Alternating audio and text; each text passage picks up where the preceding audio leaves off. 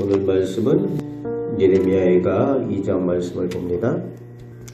우리가 늘 잊지 말아야 할 것은 하나님께서는 사랑과 은혜의 하나님이시지만 동시에 정의와 심판의 하나님이심을 기억해야 됩니다. 사랑이 예수님이시지만 심판주로 오시는 주님이심을 우리는 또 기억해야 한다는 겁니다. 그래서 우리가 오늘 말씀에 하나님의 선택된 백성 유다와 이스라엘에 당한 일이 장차 이 시대에 우리 미래에 또 닥쳐올 심판의 모습의 그림자임을 알고 오늘 본문 말씀을 봐야 되는 겁니다. 1절부터 6절까지 계속해서 반복되는 단어가 나옵니다. 진노, 노하심, 노하사 이런 단어가 반복해서 나옵니다. 하나님의 진노에 대해서 처음부터 강력하게 예레미야가 노래하고 있습니다. 특히 1절에 진노의 날이라는 표현을 쓰고 있는데 결국은 하나님의 진노의 날이 닥쳐왔다는 거죠. 그것처럼 우리에게도 하나님의 심판의 날이 있다는 것을 우리가 늘 기억하며 우리가 하나님께서 기뻐하시는 신앙생활을 해야 될 줄로 믿습니다. 결국은 하나님의 진노의 날, 심판의 날이 닥쳐왔고 그래서 더 이상 그곳에는 어떤 자비나 긍휼이 없는 날이 되었다라고 오늘 본문에서는 묘사하고 있습니다. 그래서 3절, 4절에서는 자기 백성을 불사르신다고 표현을 하고 있습니다. 하나님의 진노의 표현으로 불 표현을 쓰고 있지요.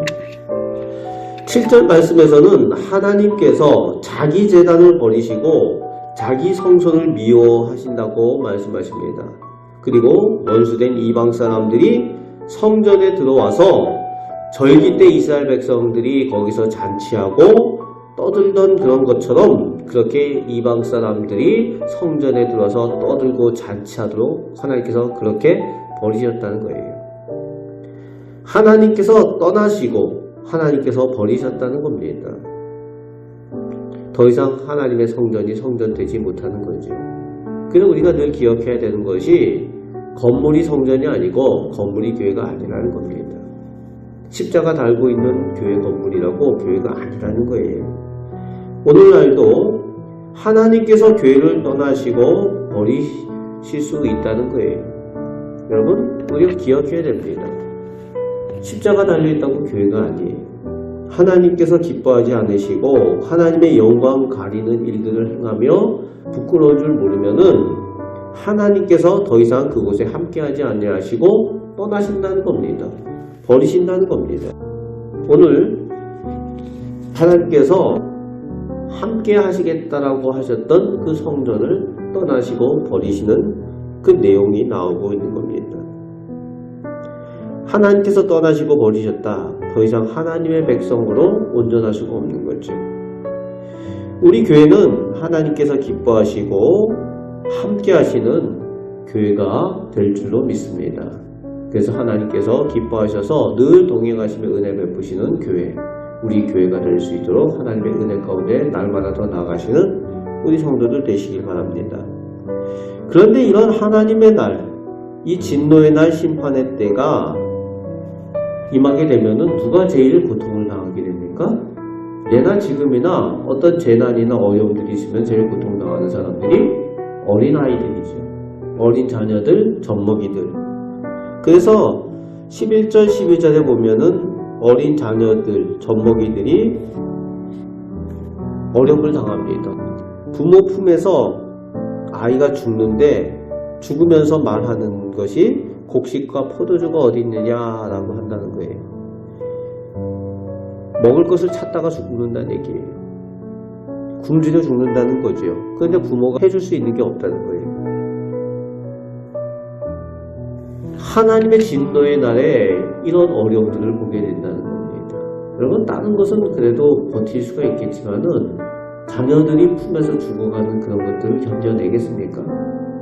그런데 그런 일들이 일어난다는 겁니다. 오늘 말씀의 끝절에서도 자녀들이 삼켜졌다라는 표현도 쓰고 있는 거죠. 그럼 어떻게 해야 됩니까? 그런 심판의 때에 아무것도 하지 않고 가만히 있어야 됩니까? 18절 19절에 부르짖으라고 예레미야는 그렇게 요청을 하고 있지요. 부르짖으라. 할 수 있는 것이 이 심판의 때 진노의 날에 가만히 있을 것이 아니라 그래도 하나님 앞에 부르짖으라 이야기하고 있습니다.